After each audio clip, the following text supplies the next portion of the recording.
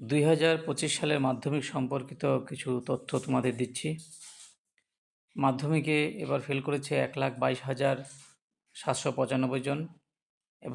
এবারে মাধ্যমিক পরীক্ষায় 90 থেকে 100% নম্বর পেয়েছে 10,659 জন। 80 থেকে 89-এর মধ্যে নম্বর পেয়েছে 25,820 জন। 60 থেকে 79-এর মধ্যে নম্বর পেয়েছে 91,237 জন। এবছরের মাধ্যমিকে 60%-এর উপর নম্বর পেয়েছে 1,27,716 জন।